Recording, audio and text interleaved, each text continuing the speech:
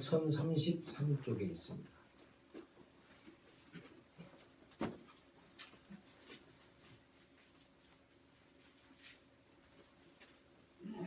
이사야서 53장 4절에서 9절까지 말씀을 제가 봉독해 드리겠습니다. 그는 실로 우리의 질고를 지고 우리의 슬픔을 당하였거늘 우리는 생각하기를 그는 징벌을 받아 하나님께 맞으며 고난을 당한다 하였노라. 그가 찔림은 우리의 허물 때문이요 그가 상함은 우리의 죄악 때문이라. 그가 징계를 받음으로 우리는 평화를 누리고 그가 채찍에 맞음으로 우리는 나음을 받았도다. 우리는 다 양 같아서 그릇 행하여 각기 제 길로 갔거늘 여호와께서는 우리 모두의 죄악을 그에게 담당시키셨도다.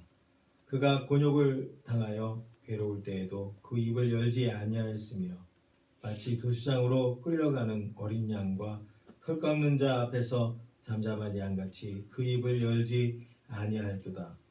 그는 곤욕과 신문을 당하고 끌려갔으나 그 세대 중에 누가 생각하기를 그가 살아있는 자들의 땅에서 끊어짐은 마땅히 형벌받을 내 백성의 허물 때문이라 하였으리요. 그는 강포를 행하지 아니하였고 그의 입에 거짓이 없었으나 그의 무덤이 악인들과 함께 있었으며 그가 죽은 후에 부자와 함께 있었도다.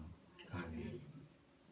오늘 본문 말씀을 통해서 예수님이 당하신 고난과 죽으심의 의미, 예수님이 고난 당하심과 죽으심의 의미라는 제목으로 하나님 말씀을 함께 나누겠습니다. 오늘은 종료주일입니다. 그리고 고난주간이 시작되는 날입니다. 종료주일은 예수님께서 우리들을 위해서 고난받으시고 십자가의 대속의 죽음을 죽기 위해서 예루살렘으로 입성할 때 이러한 의미가 있는 입성이라는 사실을 알지 못한 채 예수님의 입성이 정치적인 그 로마의 속박 가운데서 이제 이스라엘 백성들 우리를 해방케 하시기 위해서 정치적 메시아로 예수님이 입성하시는 것처럼 그들은 생각하고 대대적으로 환영했습니다. 자기들의 옷을 깔고 종려 가지를 흔들며 어린 나귀를 타고 입성하시는 예수님을 호산나 다윗의 자손이여 하면서 이제 대대적으로 환영했다. 그것이 바로 종료주일입니다. 그러나 예수님의 입성은 그렇게 정치적인 메시아로 로마 제국에서 이제 그 압제로부터 이스라엘 백성을 정치적인 해방을 주기 위해서 입성하시는 입성이 아니라 그들이 가지고 있는 근본적인 본질적인 죄로부터 이제 하나님과 관계가 깨어져 분리되어 있는 상태에 있는 그 하나님의 백성들을 다시 하나님과 이제 하나가 되고 또 하나님의 은혜 안에 거룩 안에 들어가게 하기 위한 죄에서의 구속 또 구원을 이루시기 위해서 십자가의 대속의 제물이 되기 위해 들어가시는 고난의 시작이 바로 예수님의 입성으로부터 시작됩니다. 예수님을 호산나 찬양하며 환영하고 또 그렇게 외쳤던 그들이 얼마 지나지 않아서 예수를 십자가에 못 박게 하소서라고 이제 그렇게 십자가에 못 박기를 부르짖는 그런 사람들로 바뀌는 것을 예수님은 다 아시면서도 그들의 호산나의 외침에 대하여 예수님은 그렇게 받으시면서 아마도 참으로 외롭고 괴로운 입성이셨을 것이라고 생각을 합니다. 예수님의 고난의 시작은 이제 종료주일로부터 시작된 것이 아니라 이 땅에 인간의 몸을 입고 오심으로부터 예수님의 고난이 시작됐습니다. 거룩하신 하나님, 영광의 하나님이 절대자이신 창조주 하나님이 그 피조물의 인간의 옷을 입고 이 땅에 오시고 그 죄인들의 옷을 입고 이 땅에 오신다는 것 그 자체가 고난이고 또 그의 고난의 시작이었다고 하는 것입니다. 그들의 외침 뒤에 배신 또 하나님의 선택, 하나님의 창조와 또 그 속의 의미를 모른 채 그렇게 자기 마음대로 자기 뜻대로 자기 욕심대로 살아가는 인간들의 그 삶, 그 배신감, 그 모멸감 그것이 채찍에 맞는 고통보다 더 큰 고통이었다고 하는 것입니다. 저는 한번 생각해 봤어요. 만약에 내가 그 자리에 있었다면 나도 혹시 그들처럼 호산나 외쳤던 그 입술로 저 예수를 십자가에 못 박게 하소서 라고 또 외치고 있지는 않았을까? 우리가 그 상황에 처해 있었더라면, 그 현실 가운데 있었다면, 그 현장에 있었다면 나는 어떻게 반응했을까? 나는 어떻게 주님 앞에 있었을까? 사람들 앞에 있었을까? 저 역시 자신할 수 없는, 또 그들처럼 그 진정한 의미를, 고난의 의미를, 주님의 십자가 입성의 의미를 알지 못한 채 또 그렇게 호산나를 외쳤을 것이고, 또 그렇게 예수를 십자가에 못 박게 하소서라고 외쳤을 것 같은 생각이 들어 마음이 많이 아팠던 그런 한 주였습니다. 예수님이 우리를 위해 당하신 고난, 그 십자가의 죽으심은 과연 어떤 의미가 있는 것인지, 우리가 이것을 바로 알고 또 묵상할 때 우리의 신앙생활이 바른 신앙생활이 될 수 있고, 또 그 십자가의 죽음에 부끄럽지 않는, 그 고난당하심에 부끄럽지 않는 그리스도인으로서의 신앙생활을 할 수 있는 저와 여러분들이 될 수 있기를 주님의 이름으로 축원합니다. 첫 번째, 예수님이 당하신 고난과 희생은 우리들을 사랑하셔서 우리들을 대신하여 당하신 고난과 희생이었습니다. 6절 말씀을 우리 한 목소리로 함께 읽겠습니다. 우리는 다 양같았으며 그릇 행하여 각기 제 길로 갔거늘 여호와께서 우리 모두의 죄악을 그에게 담당시키셨도다. 아멘. 당시나 지금이나 우리들의 살아가는 모습은 어떻습니까? 다 양같아서 그릇 행하였습니다. 잘못 행하였습니다. 다른 길로 갔습니다.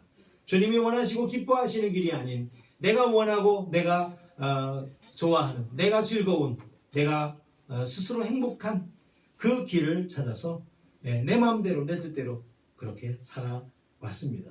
그럼에도 불구하고 하나님은 그렇게 그릇 행하고 각기 제 길로 가는 그런 우리들을 위해서 이제 예수 그리스도를 보내주세요. 이 땅에 어떤 사람도 나는 바른 길로 갔습니다, 나는 주님 뜻대로 살았습니다 라고 말할 수 있는 사람이 없다라고 한 박자를 말씀하고 있어요. 로마서 3장 10절에서 12절의 말씀에 보면 기록한 바 의인은 없나니 하나도 없으며 깨닫는 자도 없고 하나님을 찾는 자도 없고 다 치우쳐 함께 무익하게 되고 선을 행하는 자는 없나니 하나도 없도다. 하나님의 선언이세요. 장모 경도 목사님은 잘난 사람이 잘 살고 잘났는데 못 살고 못났는데 못 살고 못났는데도 잘 산다, 네 박자로 보라고 그러는데 성경은 두 박자예요. 네 박자가 아니에요. 모든 사람은 못났다.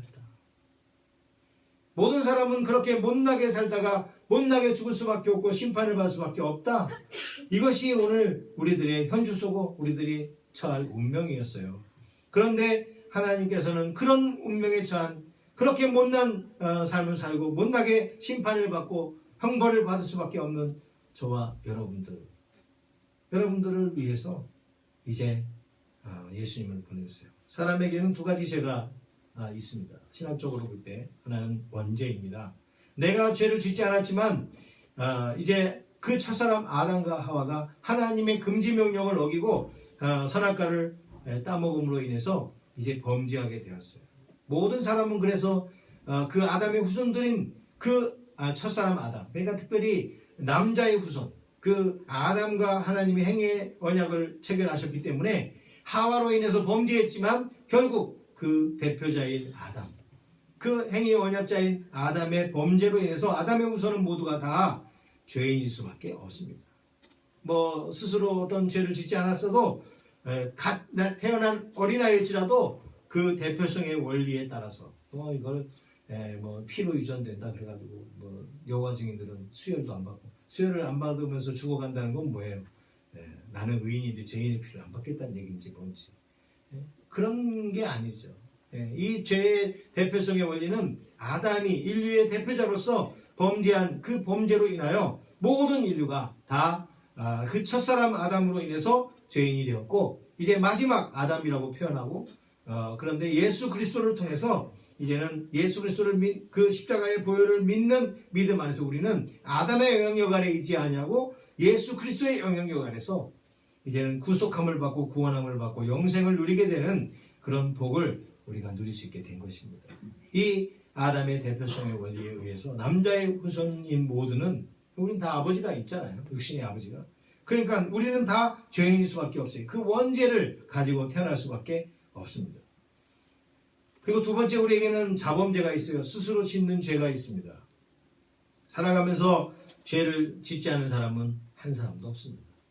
우리가 가지고 있는 죄의 개념은 내가 뭔가를 법을 저촉하고 법을 어기고 남에게 피해를 주었을 때, 또 그것이 드러나고 발각되었을 때 죄라고 생각할 수 있습니다. 그러나 성경적인 죄의 개념은 다릅니다. 하나님이 보시는 죄의 개념은 그렇게 어떤 행위를 하기 이전에 그 마음에 여자를 보고 음욕을 품고, 또 다른 사람을 미워하는 마음을 갖고, 또 다른 사람을 욕하고 시기하고 미워하는 그런 마음 자체도 어떤 해코지를 하지 않고 어떤 법을 어기는 행위를 하지 아니하였을지라도 그 마음의 생각이 죄라고 선언하고 계세요.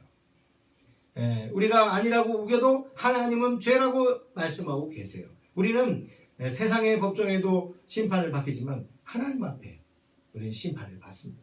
세상의 법정에서는 우리를 천국과 지옥으로 나눌 수 없어요. 그러나 하나님의 법정 앞에서는 천국이라고 말씀하시면 우리는 천국에 들어가고, 지옥이라고 선언하시면 우리는 지옥에 갈 수밖에 없습니다. 그러니까 하나님이 가지고 계신 죄의 개념 아래 우리는 철저하게 들어갈 수밖에 없습니다. 하나님이 보실 때 모두는 죄인입니다. 창조주 하나님을 창조하신 피조물들이 하나님을 예배하지 않고 하나님대로 살지 않고 자기 욕심과 욕망과 자기가 하고 싶은 대로, 자기가 하고 싶지 않은 대로 살아가는 그 모든 삶이 죄인 것입니다. 그게 무슨 법을 어기지 아니하였을지라도, 그게 다른 사람에게 피해를 주지 않았을지라도 하나님 앞에 하나님의 피조물로서 창조주 하나님을 기억하지 않고 예배하지 않고 그 뜻대로 살아가지 않는 이 모든 것이 사실은 이게 더 본질적인 죄예요. 그러기에 우리는 죄인일 수밖에 없다는 것입니다. 죄인은 죄의 형벌을 받아 마땅하고 또 그 심판을 받는 것이 당연한 것입니다. 각기 제 길로 가면 그 길로 가다가 양들이 제 길로 가다가 마음대로 가다가 절벽에서 떨어져도 할 수 없고, 또 사자나 곰이나 또 늑대나 이런 맹수들에게 잡혀 먹어도 없고는 할 수 없는 거예요. 목자는 그들을 보호하고 그들을 지키고 그들을 푸른 주장 시원한 물가로 인도하기 위해 말씀으로 인도하고 계신데 그 인도를 따라가지 않고 딴 길로 갔기 때문에 그렇습니다. 우리는 그렇게 항상 각자 제 길로 갑니다. 그럼에도 불구하고 하나님은 왜 예수님을 십자가에 이 땅에 보내주시고 고난을 받게 하시고 십자가에 못 박게 하셨습니까? 하나님은 우리를 사랑하시기 때문에 그렇게 하신 것입니다. 요한복음 3장 11절에서 18절 말씀에 보면 하나님이 세상을 이처럼 사랑하사 독생자를 주셨으니 이는 저를 믿는 자마다 멸망하지 않고 영생을 얻게 하려 하십니다. 하나님이 그 아들을 세상에 보내신 것은 세상을 심판하려 하심이 아니요 그로 말미암아 세상이 구원을 받게 하려 하십니다. 그를 믿는 자는 심판을 받지 아니하는 것이요 믿지 아니하는 자는 하나님의 독생자의 이름을 믿지 아니함으로 벌써 심판을 받은 것입니다. 하나님이 행하신 모든 것은 사랑의 동기가 있습니다. 하나님은 사랑이 많고 적으신 분이 아닙니다. 하나님은 사랑 그 자체이십니다. 제가 문제 하나 낼까요? 사람과 사단이 싸우면 누가 이깁니까? 사단이 이기죠. 그러면 사단과 하나님이 싸우면 누가 이깁니까? 하나님이 이기죠. 그러면 하나님과 사람이 싸우면 누가 이깁니까? 당연히 하나님이 이기죠. 그런데 사람이 이기게 하시더라고요. 왜냐하면 자식을 이기는 부모가 없다고 그러잖아요. 왜 그렇습니까? 자식이 부모를 사랑하는 것보다 부모가 자식을 더 사랑하기 때문에. 야곱이란 이름으로 살았는데 그를 이스라엘이라는 이름으로 바꾸신 분이 하나님이세요. 그건 야곱이 그 하나님의 사자를 놓고 씨름하여서 그 힘으로 이겼기 때문이 아니고 하나님이 져주셨기 때문이에요. 하나님과 사람이 겨루어 이겼다라는 이름이 이스라엘인데 어떻게 야곱이 이스라엘이라는 이름을 얻을 수 있었겠습니까? 하나님이 힘이 없어서 야곱에게 져주신 겁니까? 아니요. 하나님이 너무나 그를 사랑하셨기 때문에 져주신 거예요. 하나님이 능히 이길 수 있지만 져주시기 때문에 사람이 이기는 거예요. 사랑이 더 많으시기 때문에 우리를 사랑하시기 때문에 우리에게 져주시는 하나님이세요. 하나님이 예수님을 십자가에 못 박게 하시고 고난과 희생을 다하게 하시는 그 사랑을 어떤 사랑일까? 라고 했을 때 좀 잘 표현해주는 그런 하나 예화가 있는 것을 찾아봤습니다. 바다와 섬을 이어주는 큰 다리가 있었습니다. 그 다리는 평상시에는 기차가 지나다니는 다리고, 또 큰 배가 이제 이쪽에서 이쪽으로 건너갈 때는 그 다리를 이렇게 들어서 큰 배가 지나가죠. 작은 배들은 밑으로 갈 수 있는데 큰 배가 지나갈 때는 그 다리를 이렇게 들어서 큰 배가 지나가도록 하는 일을 하는 목적을 가지고 다리지기를 세워놨습니다. 그리고 다리지기는 시간에 맞춰서 철저히 수많은 사람을 싣고 지나가는 기차가 잘 지나갈 수 있도록 그 다리를 내리고, 또 큰 배가 잘 지나갈 수 있도록 그 다리를 올리는 일을 하기 위해서 그곳에 세워놨습니다. 성실하게 그 일을 잘 감당하던 이 사람에게 하나뿐인 어린 아들이 그 아빠가 일하는 곳에 놀러 왔습니다. 마침 큰 배가 지나간 후라서 이제 그 다리를 이렇게 들어놨습니다. 그런데 또 조금 지나서 이제 그 기차가 지나가는 시간이 다가온 거예요. 그래서 이제 다리를 내려놔야 돼요. 저 멀리서 기차가 빽 하고 기적을 울리면서 내가 지나갈 테니까 다리를 내려놓아 주세요 하고 신호를 울리고 있습니다. 근데 잘 놀고 있던 아들이 보이질 않아요. 그래서 다리지기가 급한 마음에 찾아보는데 이 어린아이가 그 다리를 내리는 기아 밑에 잘못 들어가 있는 거예요. 너무 당황스럽고 고민됐습니다. 다리를 내리지 않으면 저 기차 안에 타고 있는 수많은 사람들이 그 다리에 부딪혀서 이제는 죽을 것이고, 또 다리를 내려놓고 수많은 사람을 살리자니 정말 하나뿐인 내 아들이 죽을 것인데, 이때 뭐 다리지기로서의 내가 성실함을 월급을 받아야 되니까 내가 이 성실하게 내가 이 일을 해야 되니까 내가 이 다리를 내려놓아야 될까? 내 아들을 죽여가면서 아마 그런 마음은 아니었을 거예요. 그는 생각했습니다. 한 명의 내 아들, 그리고 수많은 기차에 탄 수많은 생명들, 그 순간 그 눈에서 눈물이 흐르면서 그는 그 다리를 내려놓는 레바에 손을 얹고 그 레바를 내리고 말았습니다. 그 기차는 아무 일도 없었던 것처럼 그 다리 위를 휙 하고 지나갔습니다.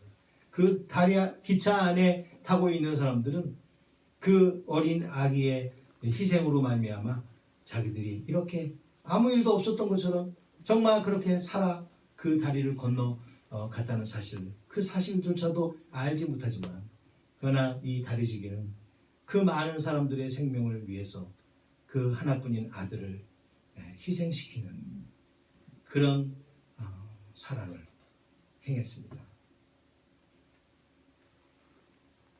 우리는 스스로 죄에서 구속받을 수 있는 그 어떤 능력도 어떤 거룩도 없습니다. 우리는 그렇게 못나게 살다가 각각 제 길로 가면서 마음대로 살다가 절벽에서도 떨어지기도 하고 맹수에 잡히기도 하고 또 이제는 심판을 받을 수밖에 없는 우리들이었습니다. 그런데 우리를 끔찍히도 사랑하시는 하나님께서 독생자 예수 그리스도를, 성자 하나님을 우리에게 보내주셔서 우리를 위해 고난을 당하시고 우리를 위해 십자가에 못 박혀 죽게 하심으로 우리가 그 사실을 알지 못할지라도 기차에 탄 사람처럼 그런 희생이 있었는지도 알지 못하고 그냥 그렇게 자기 마음대로 여전히 살아갈 사람들을 위해서 예수님은 그렇게 고난을 당하셨고 하나님은 그렇게 독생자를 우리에게 내어주셨습니다. 하나님의 이 사랑의 역사가 아니면 우리는 구원받을 길이 없었습니다. 그런데 하나님이 우리를 사랑하시는 그 사랑 때문에, 우리를 하나님의 뜻을 따라서 순종하겠다고 하는 그 예수님의 그 은혜와 그 믿음과 그 사랑 때문에 저와 여러분들이 구원받게 됐다는 사실을 날마다 감사할 수 있는 저와 여러분들이 될 수 있기를 바랍니다. 어느 순간부터 이 구원의 감격이 식어지는 순간 또 우리는 세상을 바라보고 또 내 마음대로 내 뜻대로 내가 하고 싶은 대로 내가 하기 싫은 대로 그렇게 각기 제 길로 갈 수밖에 없다는 거예요. 그 사랑, 그 은혜, 하나님의 그 사랑 때문에 내가 살게 되었다는 이 사실을 한순간도 잊어서는 안 되는 것입니다. 감사와 찬송과 영광을 돌리고 또 그분의 뜻대로 살아가는 신앙생활을 해야 하는 책임이 저와 여러분들에게 있다는 것을 기억하시게 되길 바랍니다. 예수님의 그 십자가의 고난 두 번째는 우리들의 죄악을 대신 지시고 당하신 고난과 희생이었습니다. 6절에서 9절까지 말씀을 우리 한 목소리로 함께 읽겠습니다. 우리는 다 양 같아서 그렇게 하여 각기 제 길로 가고 예수와께서는 우리 모두의 죄악을 그에게 담당시키셨도다. 그가 곤욕을 당하여 괴로울 때에도 그 입을 열지 아니하였으니 마치 도수장으로 끌려가는 어린 양과 흙 깎는 자 앞에서 잠잠한 양같이 그 입을 열지 아니하였도다. 그는 곤욕과 신문을 당하고 끌려갔으나 그 세대 중에 누가 생각하기를 그가 살아있는 자들의 땅에서 끊어지는 마땅히 형벌받을 내 백성을 허물 때문이라 하였으리요. 그는 강포를 행하지 아니하였고 그 입에 거짓이 없었으나 그의 무덤이 악인들과 함께 있었으며 그가 죽은 후에 부자와 함께 있었도다. 아멘. 예수님의 죽음을 두고 우리의 죄를 위해서 죽으신 죽음이라고 누가 생각했겠냐는 거예요. 우리의 허물 때문에, 우리의 죄 때문에 예수님이 당하신 형벌이었다. 마땅히 당해야 될 형벌은 우리가 당해야 되고 그 채찍은 우리가 맞아야 되고 그 모욕의 침뱉음을 우리가 당했어야 했는데 오늘 예수님께서는 우리를 대신하여 그 고난과 또 고통과 모멸과 그리고 채찍의 맞음과 찔림을 당하심으로 우리의 죄를 대신하여 죽으셨다는 것입니다. 히브리서 9장 20절에 보면 한번 죽는 것은 사람에게 정하신 것이요 그 후에는 심판이 있으리니 라고 말씀하고 있습니다. 오늘 천국과 지옥의 심판이 우리에게 있습니다. 천국과 지옥의 심판은 죄가 있고 없고의 문제가 아닙니다.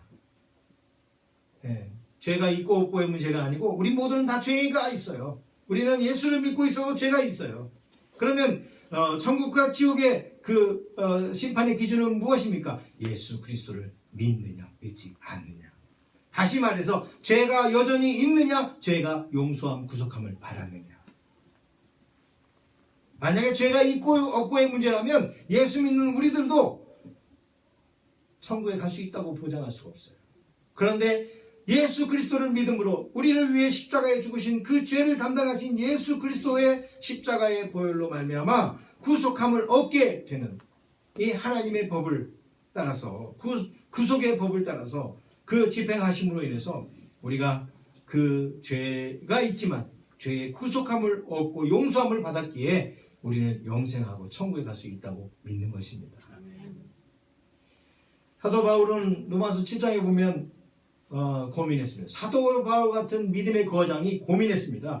내 속 사람에는 하나님의 법을 즐거워하되 내 지체 속에 있는 한 다른 법이 내 마음의 법과 싸워 내 지체 속에 있는 죄의 법 아래로 나를 사로잡아 오는 것을 보는도다. 오라 나는 공고한 사람이로다. 이 사망의 몸에서 누가 나를 건져내랴. 우리 주 예수 그리스도로 말미암아 하나님께 감사하리로다. 그런즉 내 자신이 마음으로는 하나님의 법을 육신으로는 죄의 법을 섬기노다. 그가 고민하고 있던 게 뭐예요? 내가 마음으로는 하나님의 법을 섬기는데 육신으로는 또 다른 법을 섬기고 죄의 법을 섬기고 있다는 거예요. 그래서 공고한 사람이라고 고민했습니다. 그런데 그가 감사하고 있는 내용이 뭐예요? 내가 마음으로는 하나님의 법을 육신으로는 또 죄의 법을 섬기고 있다. 고민하고 있던 것과 감사하고 있는 제목이 같아요. 그런데 문제는 뭡니까? 그런데 그가 전제하고 있는 게 뭐예요? 예수 그리스도로 말미암아 감사합니다. 죄가 없어졌기 때문에 내가 죄를 짓지 않고 있기 때문에 감사하는 게 아니에요. 여전히 죄를 짓고 있어요. 마음으로는 하나님의 법을 섬기며 거룩하게 살려고 애쓰고 있는데 여전히 육신의 지체의 법 아래서 계속 살고 있는 내 모습. 그러나 예수 그리스도 때문에 내가 감사한다는 거예요. 왜냐하면 그분이 나를 위해 십자가에 죽으신 그 죽음으로 말미암아 내가 죄가 있지만 그러나 그것에서 나를 해방하시는 은혜를, 구속의 은혜를 입게 되었다. 8장 1절 2절에서 설명합니다. 그러므로 이제 그리스도 예수 안에 있는 자에게는 결코 정죄함이 없나니 이는 그리스도 예수 안에 있는 생명의 성령의 법이 죄와 사망의 법에서 너를 해방하였습니다.